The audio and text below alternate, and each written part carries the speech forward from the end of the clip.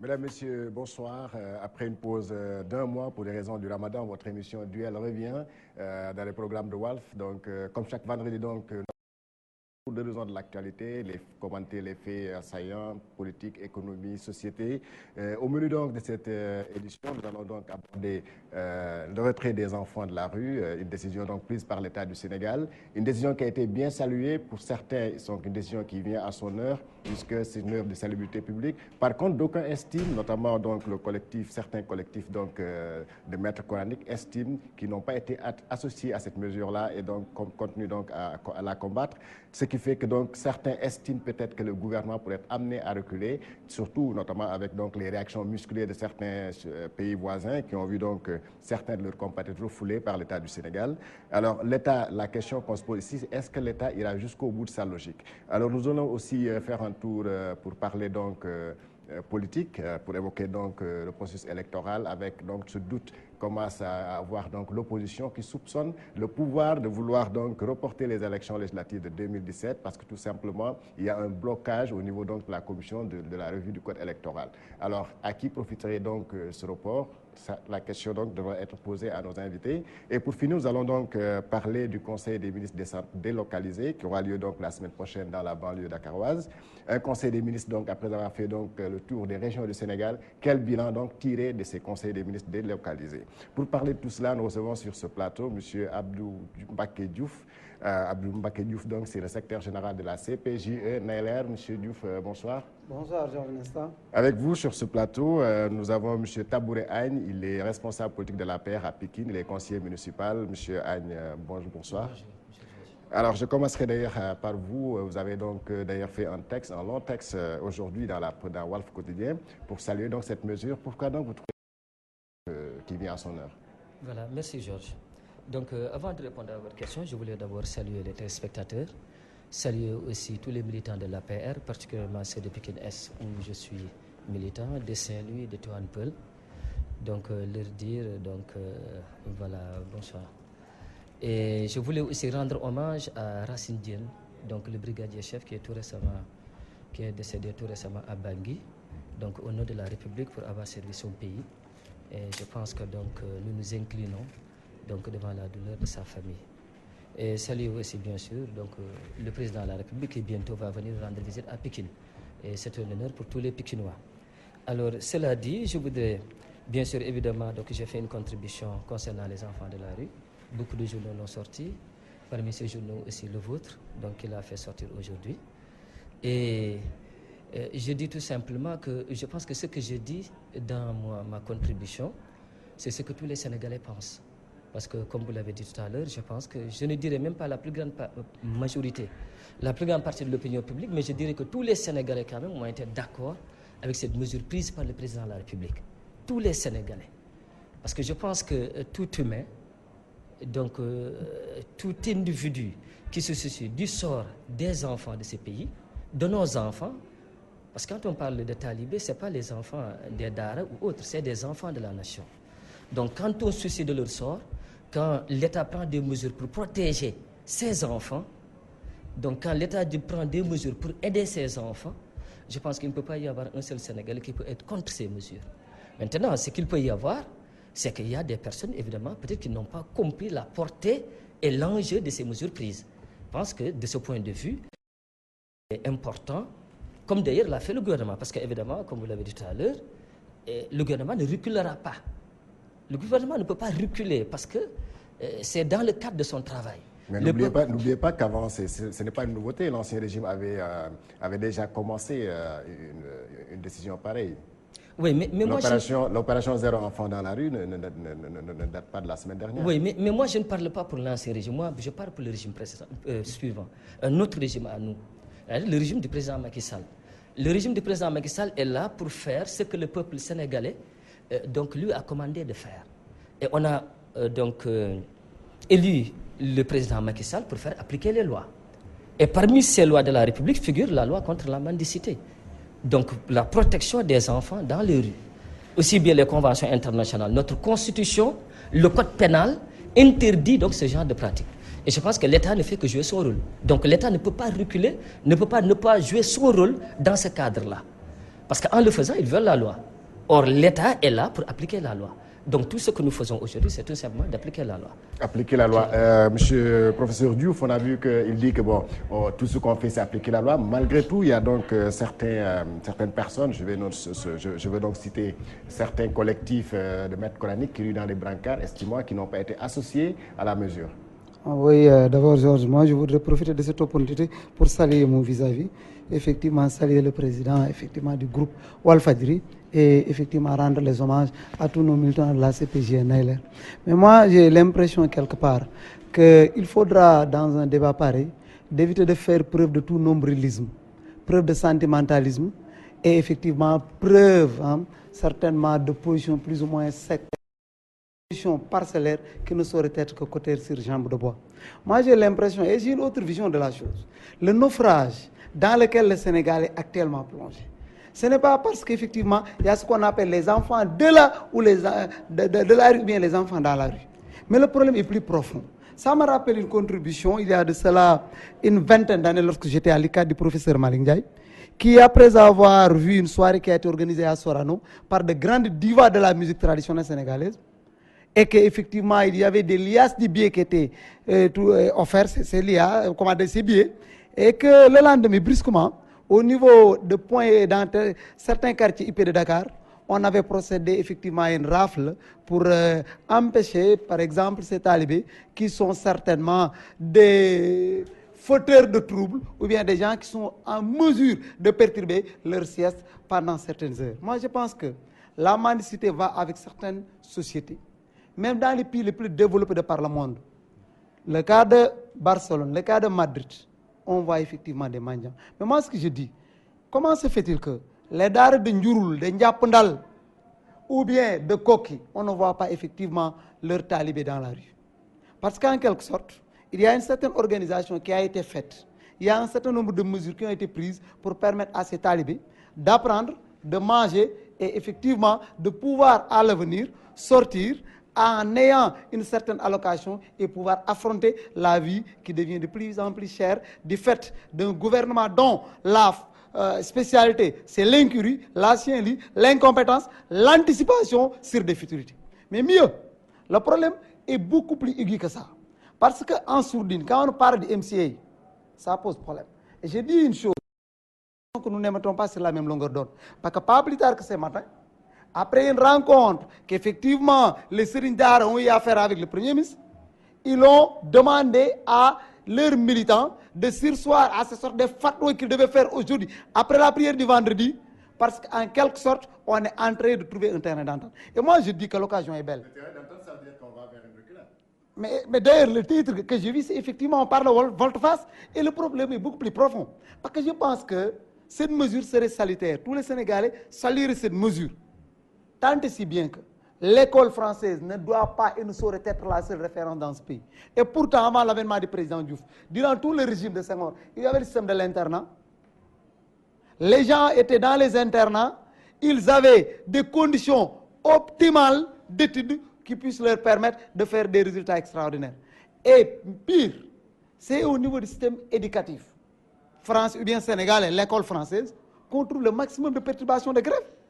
Mais dans les dards, on ne le trouve pas. Et je dis qu'un État, sa mission première d'abord, c'est de ne jamais faillir en ce qui concerne la santé, en ce qui concerne l'éducation, mais surtout en ce qui concerne l'information. Parce que le citoyen du 3e millénaire, qui sera capable de relever le défi, qui ne cesseront effectivement de se planter à nos nations jeunes, c'est le citoyen qui est effectivement bien formé. Mais malheureusement, quand l'État, sa réflexion ne dépasse pas le bout de leur nez, quand demain est synonyme de misère, quand demain est synonyme d'anticipation, d'incompétence, il est tout à fait clair que de telles mesures puissent être prises à la légère. Moi, je dis que nous pouvons saluer cette mesure, parce que c'est un mal au cœur qu'on va ressentir quand on est père de famille, de voir des garçons à de la nuit, vers 22h, des fois vers 21h, à Thiès par exemple, quand on va au niveau du Gap de la SGBS, alors que les enfants ont leurs droits, les enfants doivent être protégés. Mais l'État serait beaucoup plus pertinent s'il arrivait à trouver ce que l'on appelle des solutions de rechange.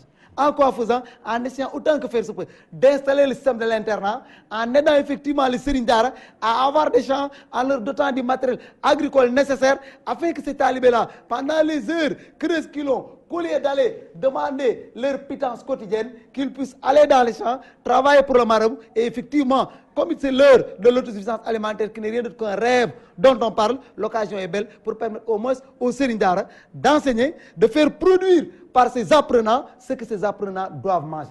Et je pense que toutes sortes de pirouettes n'aideraient pas le pays, mais obéiraient à certaines instructions qui nous viennent d'ailleurs. Et de tout temps, le régime s'est brillé effectivement de par un aspect pareil. Voilà, la mesure est salutaire, elle est saluée par tous les Sénégalais. Mais est-ce qu'il ne faudrait pas que l'État, pour que cette mesure soit pérenne et effective, que l'État accompagne ce qu'on appelle les Dara? Oui, mais évidemment. Mais je voulais d'abord répondre à M. Diouf, qui est mon esclave. Hein, vous me menez aujourd'hui un serrure. Et puis qui se met à crier. Moi, je pense qu'il n'y a pas de nombrilisme, M. Diouf. Et je pense que dans vos propos, vous êtes un peu en contradiction. Parce qu'au début de vos propos, vous soutenez d'abord que la mendicité, c'est quelque chose de normal, parce qu'on le retrouve dans tous les pays. Et à la fin de vos propos, vous dites qu'il faut évidemment éradiquer ça. Donc c'est une contradiction. Et de deuxième, vous dites que ces pays, ça ne va pas. Hein, comme si on était au fond d'un gouffre. Mais de quel pays vous parlez? Ce n'est pas le Sénégal. Je me demande bien de quel pays vous parlez. Je pense que quand même, vous avez parlé de beaucoup de choses. Mais ce que je veux dire... Monsieur Diouf, il n'y a pas de problème, je l'ai dit tout à l'heure. Le problème qu'il y a, c'est qu'il y a des gens qui ont mal compris cette mesure. Et je l'ai dit à mon propos, j'ai dit ce qui se passe dans ce pays. On a recensé 30 000 enfants de la rue. Parce que ces enfants de la rue ne concernent pas seulement les talibés. Il ne faut pas aussi que les gens réduisent ce retrait des enfants de la rue à uniquement des talibés. Ce n'est pas des talibés. Et ce retrait des enfants de la rue concerne aussi bien les talibés, d'autres couches vulnérables qui ne sont même pas des talibés et qui traînent à longueur de journée donc dans les rues de Dakar. Aujourd'hui, on le fait tous. Hein? Il y a des étrangers qui sont à Dakar, qui circulent à longueur de journée. Ces talibés dont vous parlez, moi je dirais que c'est des talibés antigués, mais des talibés qui, du matin au soir, sont dans les rues de Dakar en train de commander. Mais à quel moment de la journée ils vont travailler? Ils ne travaillent pas. Et je pense que je l'ai dit tout à l'heure, j'ai dit, il faut aussi qu'on sache comment fonctionne un État. C'est des lois que nous avons trouvées ici. C'est le peuple sénégalais qui a voté ces lois. C'est le peuple sénégalais qui a voté des lois pour dire que, écoutez, nous ne voulons pas des enfants dans la rue. L'État, vous devez de protéger les enfants mineurs du Sénégal. C'est le peuple sénégalais qui a voté ces lois. Alors, tout ce que l'État fait, c'est d'appliquer ces lois. C'est ce que nous sommes en train de faire.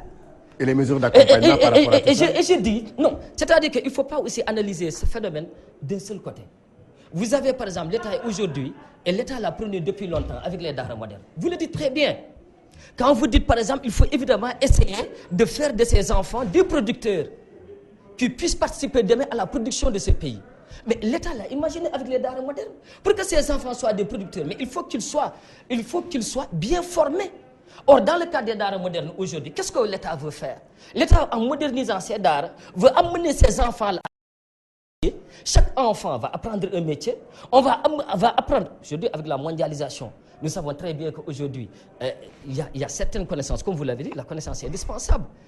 En dehors même de l'enseignement islamique qui sera dans les Dara, vous avez l'enseignement technique qui sera prôné, vous avez même l'enseignement du français qui sera prôné, et l'État va mettre des moyens dans ces Dara modernes pour que ces enfants, demain formés, puissent être des acteurs de développement.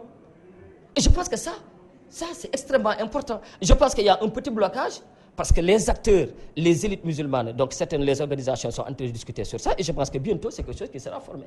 Et je pense que donc l'État se soucie très bien de l'avenir de ses enfants. Et comme je l'ai dit tout à l'heure, je pense que tout être humain devait saluer ces mesures de retrait donc des Dara. Et comme vous l'avez dit, pérenniser ces actions, on ne peut pas pérenniser ces actions, suppose d'abord comment on peut dire, un changement de mentalité au niveau individuel. Quand je vois M. Diouf, par exemple, prôner ce qu'il prône, mais je me dis, il sera extrêmement difficile, même avec tous les moyens du monde, qu'on puisse arriver comme ça si tout le monde raisonne de cette manière. Est-ce qu'il je pense que d'abord, au niveau individuel, il faut une rétrospection. Il faut que les gens d'abord soient humains et puissent se dire que moi, je ne veux pas que mon enfant soit comme ces enfants-là. Personne ne veut aujourd'hui que son enfant mendie dans la rue. Alors pourquoi nous voulons l'accepter pour les enfants des autres? Je pense que d'abord, au niveau individuel, il faut que les gens quand même soient sincères, soient honnêtes. Et qu'on puisse d'abord considérer ces enfants-là comme nos propres enfants. Je pense que c'est extrêmement important. Mais est-ce que vous ne sentez pas une certaine précipitation dans la mesure? Parce que tout simplement, c'est une mesure qui est, qui est sortie comme ça. On n'a pas associé les acteurs, notamment les maîtres coraniques. Non, c'est ce que j'ai dit. Vous avez dit ça tout à l'heure. Le Premier ministre a reçu les acteurs. Yeah. Il y a eu certains qui n'ont pas compris. Ça, c'est médecin après la mort. Non, il y a eu certains acteurs. La majorité des Sénégalais ont salué ces mesures puisqu'ils l'ont comprises. Mais il y a certains acteurs, il y a une minorité d'individus qui n'ont pas compris et qui font des confusions. Quand vous parlez par exemple des MCA, et c'est cette confusion-là, moi j'ai vu l'autre jour à la télévision. Mais un maître coranique qui dit, écoutez, le MCA c'est 300 milliards pour l'État sénégalais. Et ces 300 milliards, il paraît que c'est conditionné avec le retrait des Dara dans les rues. Mais qu'est-ce que le MCA a à voir avec le retrait des enfants de la rue? Non. Et vous savez ce que le marabout disait?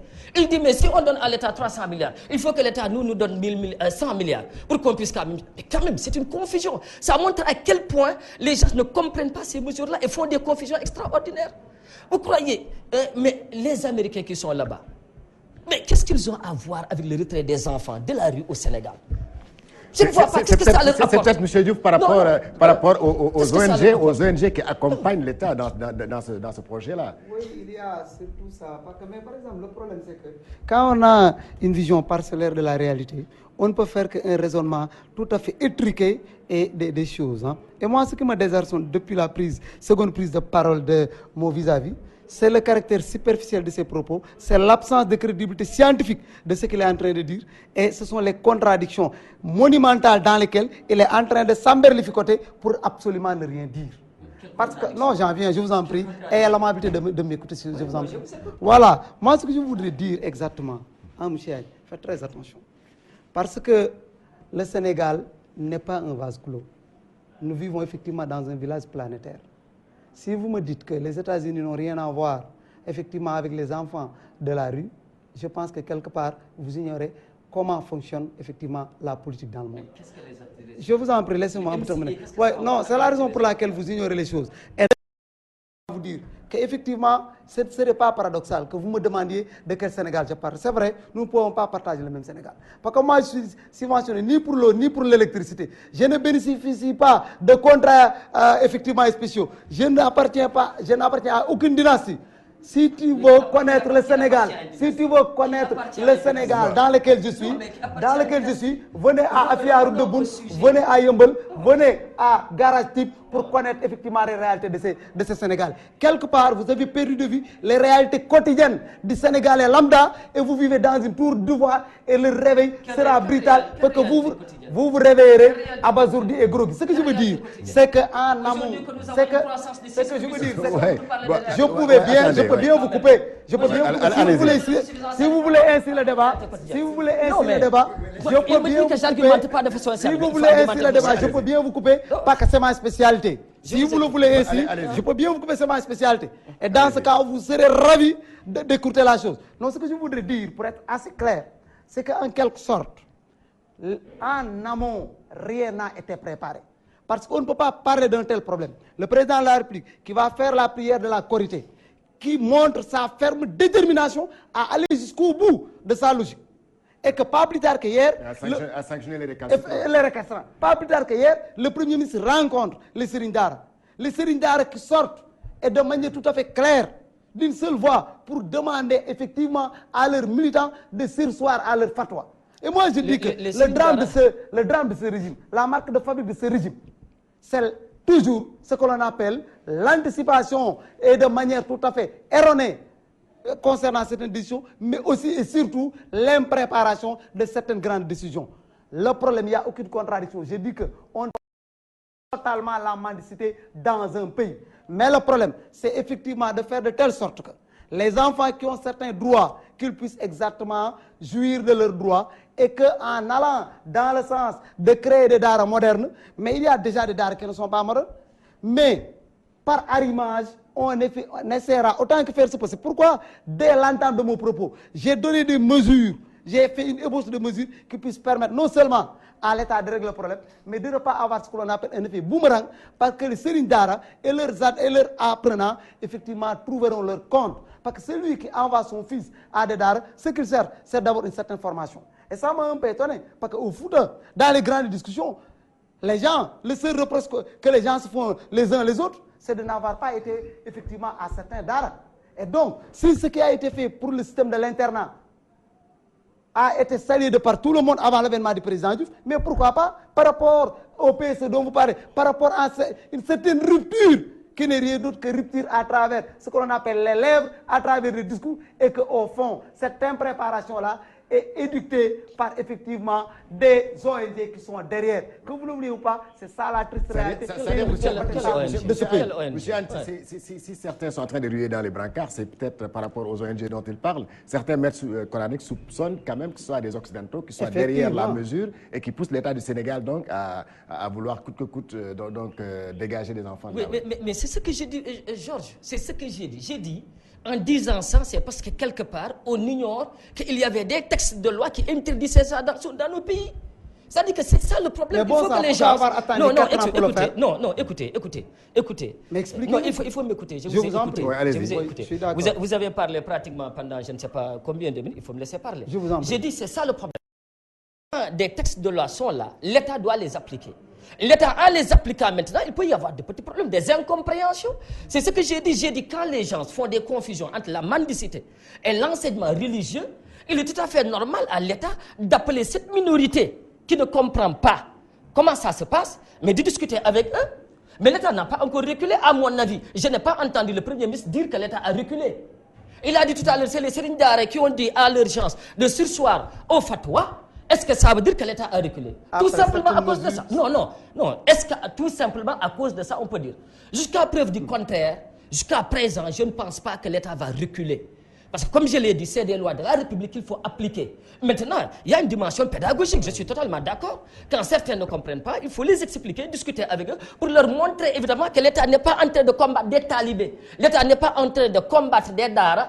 Au contraire, l'État est là pour aider les Dara et aider les talibés. D'ailleurs, par exemple, dans le retrait des enfants de la rue, mais il y a les autres, il y a même les femmes adultes, il n'y a pas que des enfants. Il y a les étrangers. Les femmes aujourd'hui, pratiquement la plupart des enfants qui ont été retirés de la rue bénéficient chacune aujourd'hui d'une bourse de sécurité familiale. Peut-être qu'il Donc faudrait... vous dire qu'il y a des mesures d'accompagnement. Peut-être qu'il faudrait éviter ces bourses. Comment ça? Mais pourquoi on ne l'évite pas? Je pense que le gouvernement digne de son nom... Pourquoi on l'évite? Mais c'est des aides des femmes qui étaient là en train de mendier avec des enfants qu'ils amènent dans la rue, mais on les prend socialement, on les aide. Et vous nous dites qu'il ne faut pas aider ces gens-là. Et j'ai dit l'autre élément. Attends, écoute-le d'abord. Non, il a parlé tout à l'heure. Je vais vous donner la parole. J'ai dit que cette bourse familiale dont vous parlez, si aujourd'hui vous n'avez qu'une seule perspective dans le cadre du développement du pays, dans le cadre de l'éradication de la pauvreté, c'est de donner des bourses familiales à 25 000 francs, c'est quelque part vous avez accusé un faux débat à la paix Johnson. J'ai dit, il ne faut pas tromper les gens. Non, s'il y a tromperie, c'est de votre côté. Parce que si aujourd'hui, vous pensez uniquement à travers ces bolses familiales, vous arriverez à éradiquer la pauvreté, cela montre qu'en quelque sorte, vous n'avez pas une politique crédible, vous n'avez pas une politique cohérente, capable de faire sortir Gourgourlou dans la misère extrême dans laquelle Gourgourlou était depuis plus de 20 ans. Je pense que les nations les plus développées, c'est des nations qui, à partir des investissements, c'est des nations qui, à partir des politiques à court terme, arrivent du jour au lendemain à transformer quelqu'un qui a été dans ce qu'on appelle las chavalas pour parler du Brésil ou bien las favalas pour parler de l'Amérique latine en effectivement dans des haciendas, ça veut dire dans une habitation plus ou moins normale. Mais la bourse familiale ne devrait même pas figurer dans le bilan du président Macky Sall parce qu'un régime crédible ne saurait accepter de telles choses. Monsieur Dieu, il ne faut pas mélanger les choses. Il ne faut pas aussi essayer de tromper les gens. Quand vous savez très bien que ce n'est pas avec les bourses de sécurité familiale qu'on peut faire sortir les gens de la pauvreté, si vous voulez faire croire ça aux Sénégalais, vous passez complètement à côté, ou bien vous ne connaissez même pas les politiques qui se passent aujourd'hui, ce qui se passe aujourd'hui. C'est pourquoi je disais tout à l'heure, peut-être que vous n'êtes pas au Sénégal.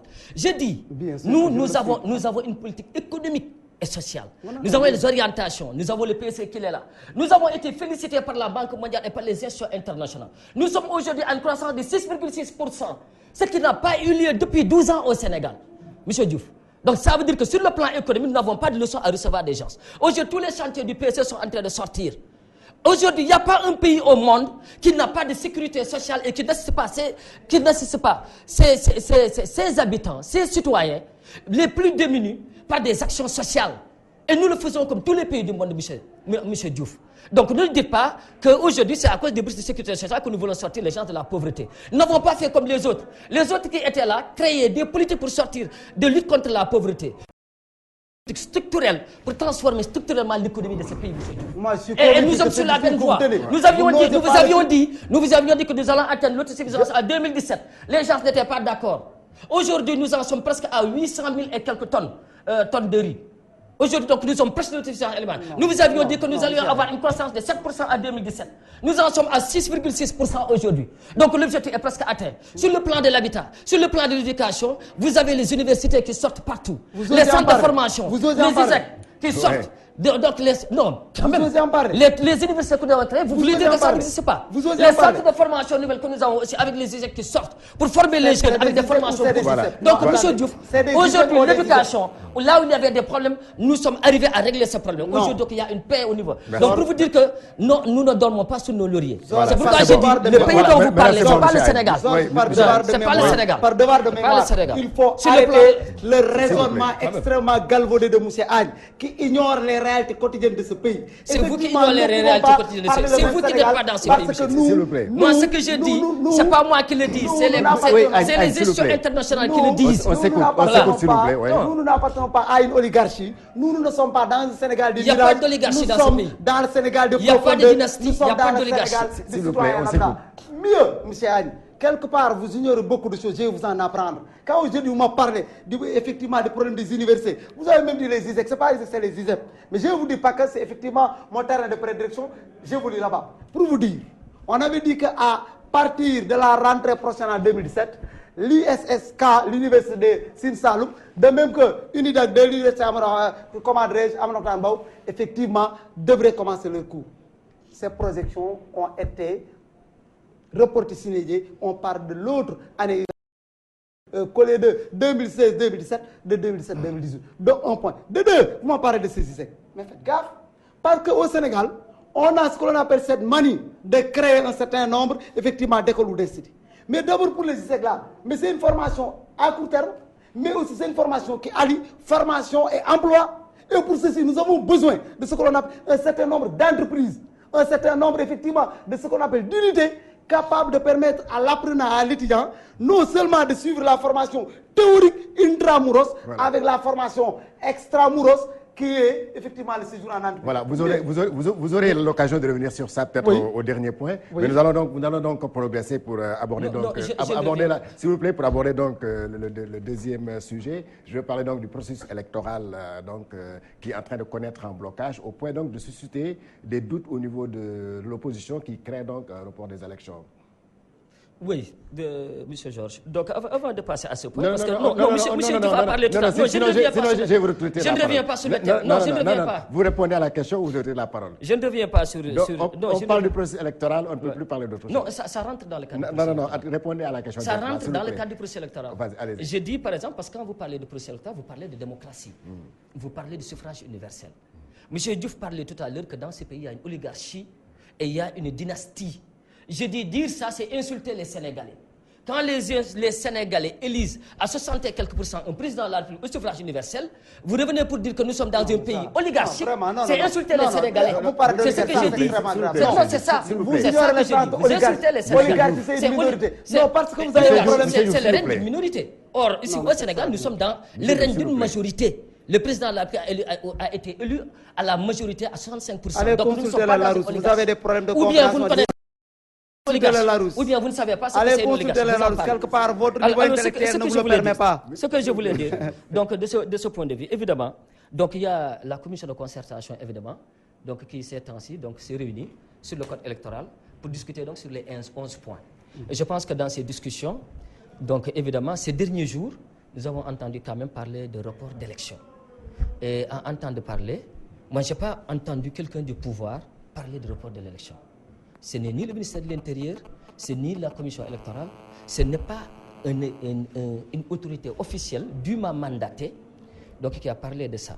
Mais on n'a pas besoin d'en parler, on n'a pas besoin parfois d'en parler pour constater, pour voir qu'il y a des gens, en tout cas, qui manœuvrent pour aller vers ce point. Non, mais attends, M. Georges, mais quelle manœuvre? Il y a une commission de concertation qui a été mise sur place pour discuter sur le code électoral.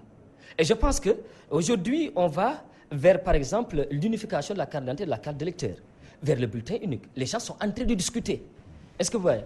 Donc, je pense que, je ne sais pas, ce qu'ils le disent, sur quoi ils se basent pour parler de report des élections. Moi, à mon avis, je ne sais pas. Ils sont en train de discuter, ils n'ont pas terminé la discussion. Il faut d'abord qu'ils discutent, qu'ils travaillent.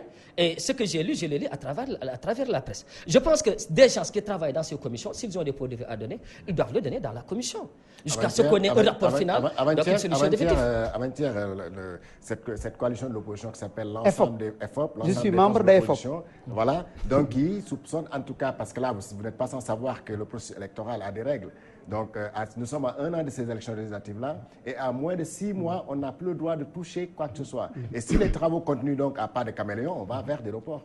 Oui, mais ils n'ont qu'à accélérer les travaux. C'est eux qui travaillent là-bas. C'est l'opposition, c'est les FOP. Non, attends, c'est l'opposition qui est en train de discuter. C'est eux qui sont dans les commissions, avec tous les membres, donc tous les acteurs politiques, qui discutent ensemble. Donc je ne vois pas pourquoi soulever ce problème à présent. Je pense que le problème maintenant, c'est qu'ils n'ont qu'à accélérer les travaux pour qu'on ne puisse pas arriver en deadline à 6 mois. Parce qu'évidemment, à 6 mois avant les élections, on ne peut plus changer les règles du jeu. Voilà. Et même à cela, Est-ce que vous n'êtes pas en train de travailler intelligemment à ça? Non, je ne le dis pas. Parce que même à 6 mois des élections, mais le fichier que nous avons est un fichier fiable. Je ne vois pas pourquoi on ne peut pas aller avec ce fichier aux élections. Je ne vois pas pourquoi. Parce que si à 6 mois des élections, on n'arrive pas à de conclusion, mais on peut aller, parce que c'est ce fichier-là qui a permis l'alternance. C'est avec ce fichier-là qu'on a travaillé avec les élections locales. Donc je ne vois pas pourquoi on ne peut pas aller. Je suis membre de l'EFOP régulièrement, parce que ces derniers temps, j'avais grandi. Est-ce que vous aussi, au niveau de l'opposition, vous êtes en train de faciliter la tâche à l'État pour qu'on puisse accélérer, en tout cas, cette revue? Oui, donc moi je pense que quelque part, les responsabilités sont partagées. Et j'ai à le dire à mon plénipotentiaire, effectivement, qu'il en parle à la conférence des leaders de l'EFOP. Parce que moi, ce que je voudrais dire, c'est qu'en quelque sorte, le Sénégalais est devenu quelqu'un de très majeur et mûr.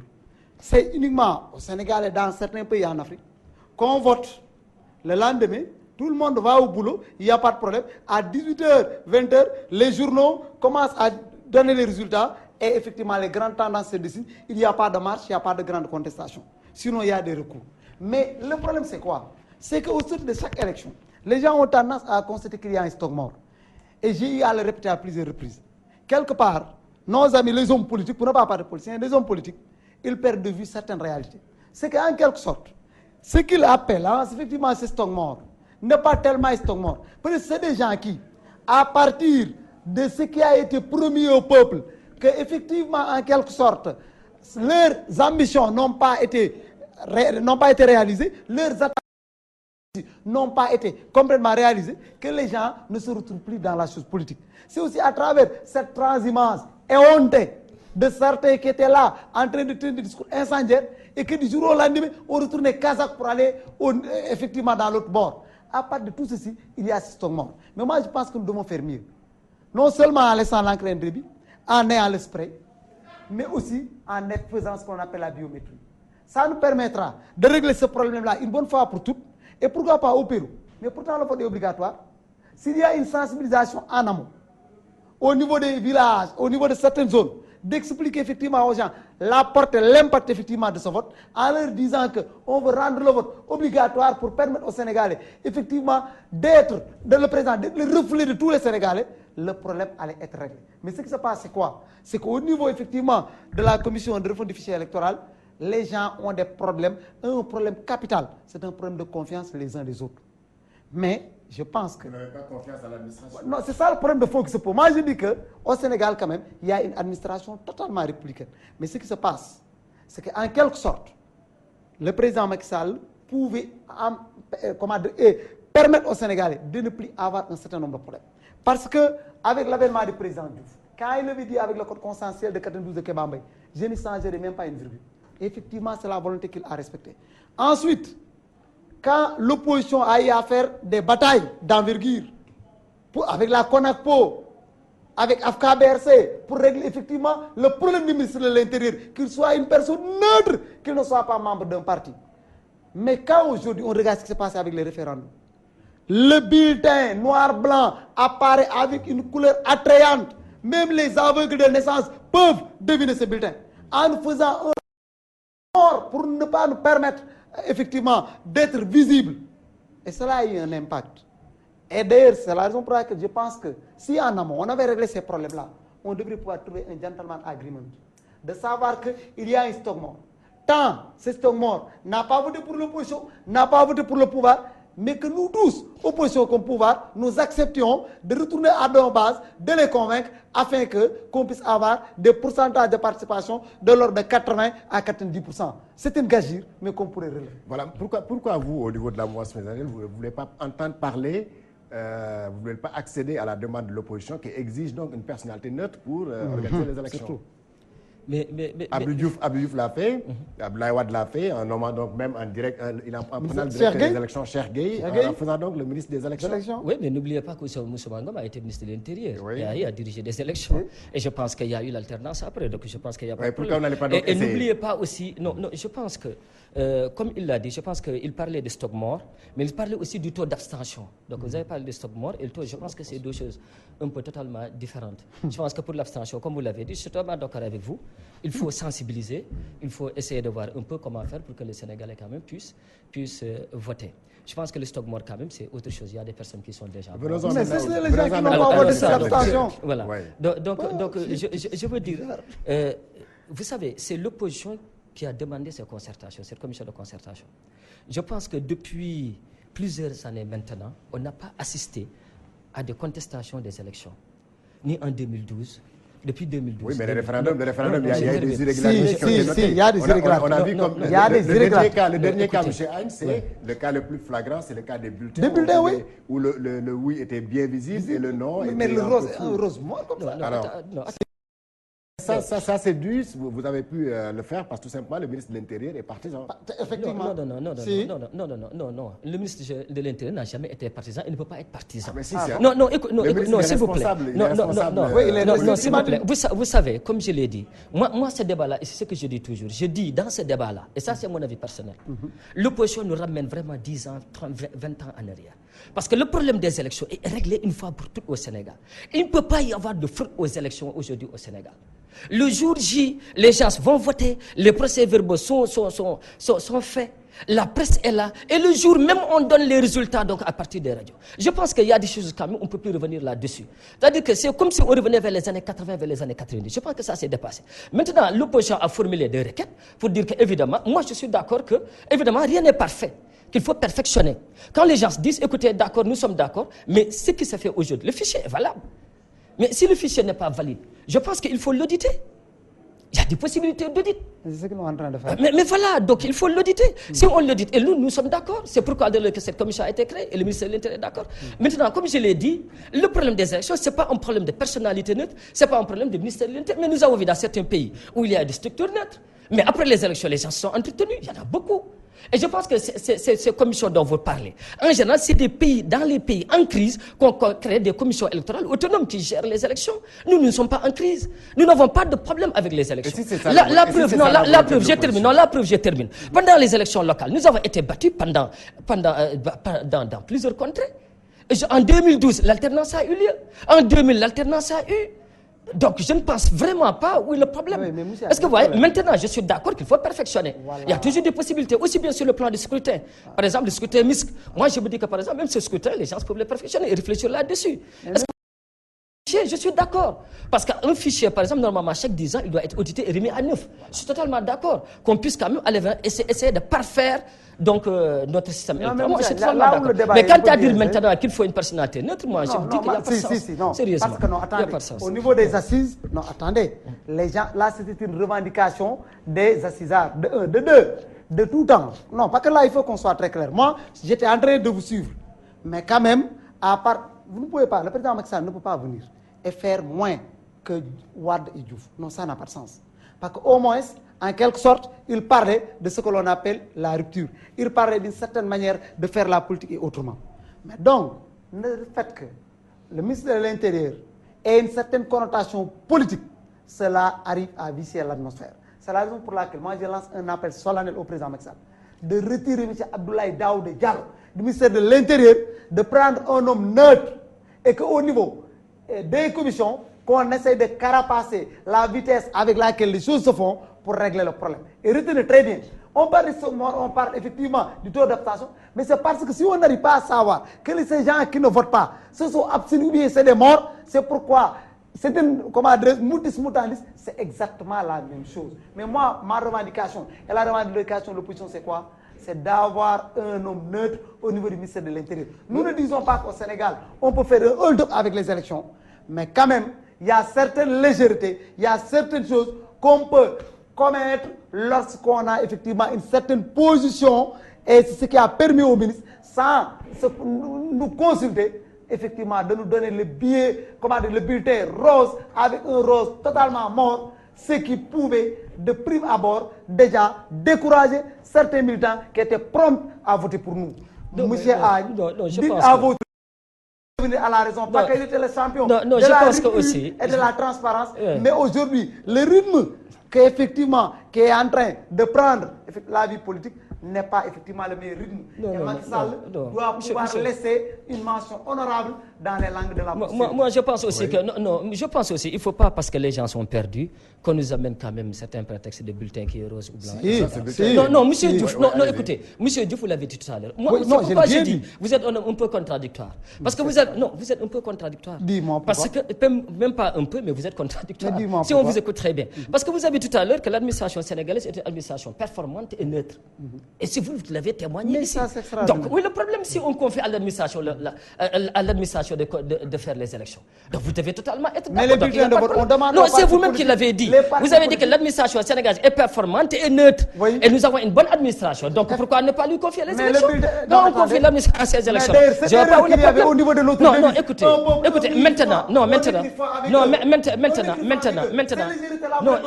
s'il vous plaît, maintenant, que ça soit le système électoral, que ça soit dans tout travail de l'administration, il peut y avoir des imperfections.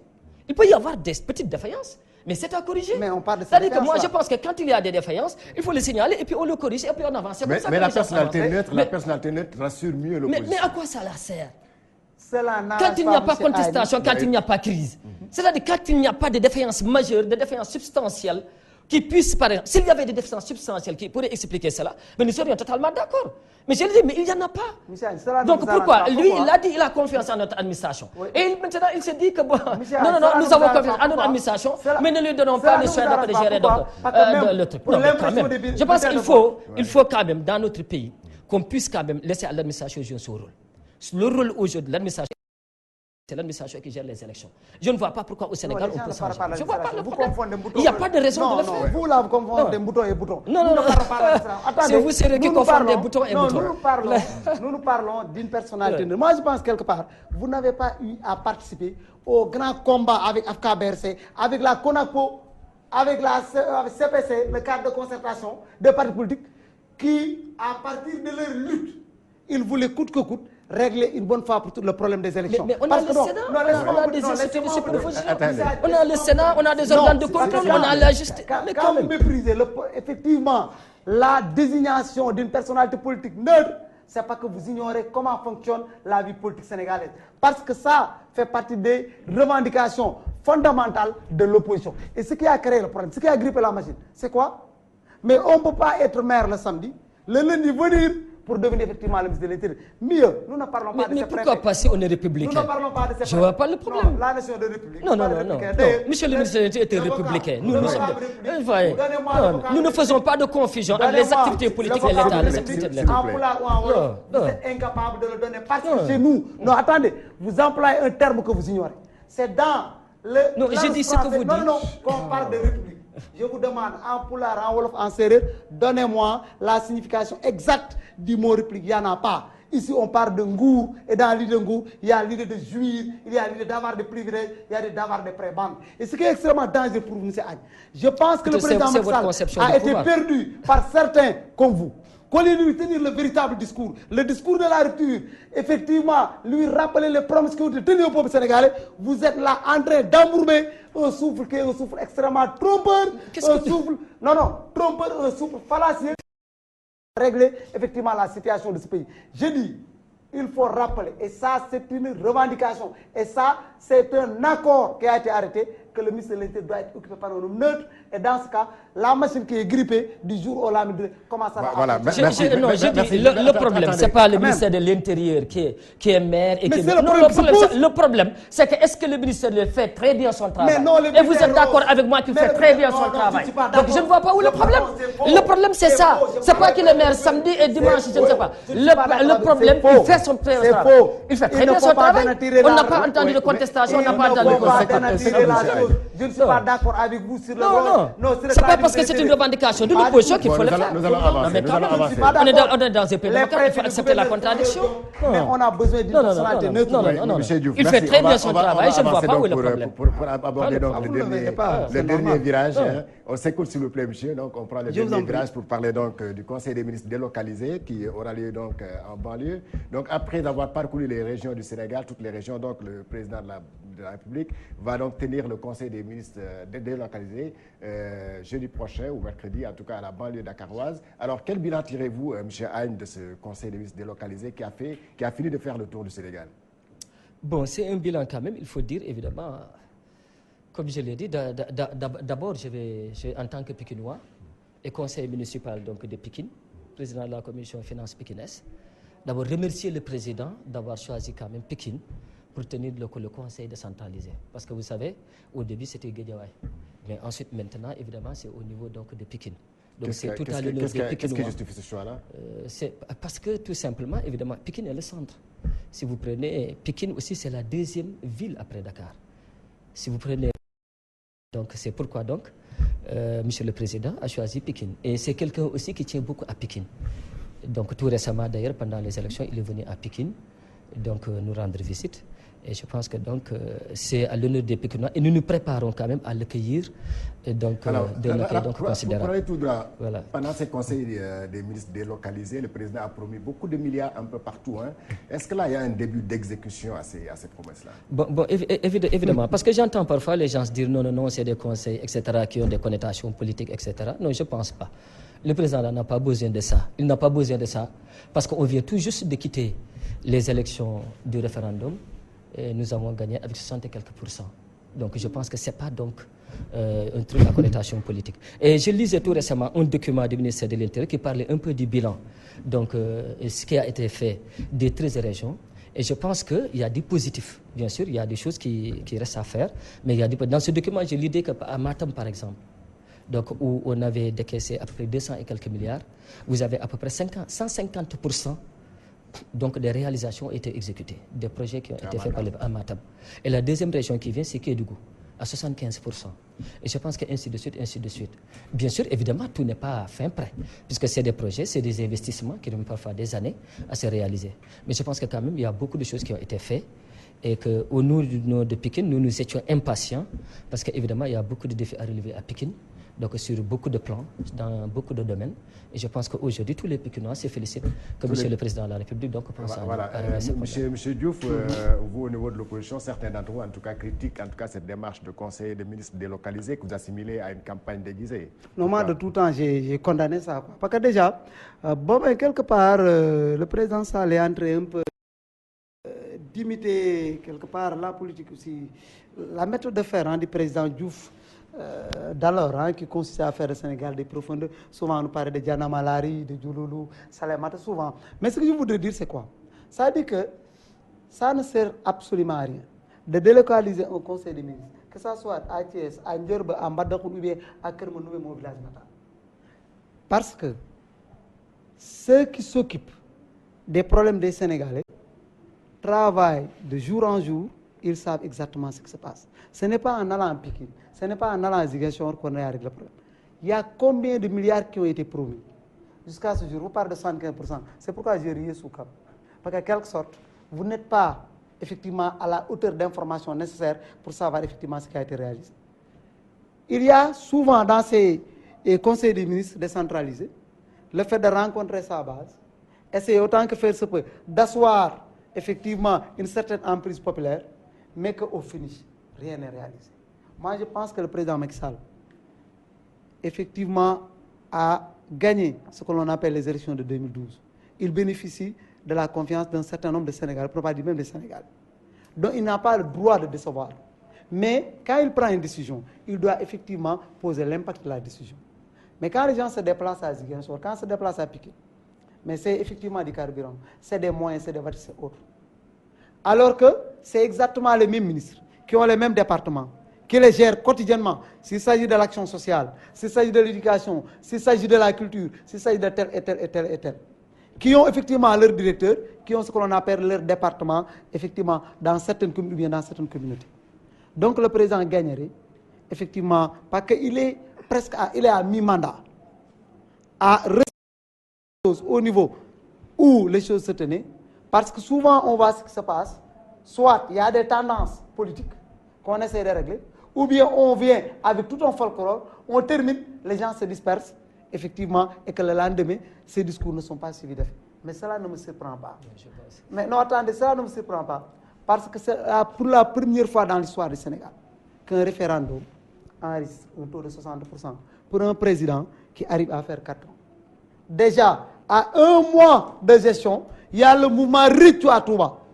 À 2 mois de gestion, il y a le mouvement effectivement, à un semestre, il y a le mouvement Fuk Yobounou. Cela montre quelque part que depuis 2012, le pouvoir perd dangereusement de la crédibilité et de la cote.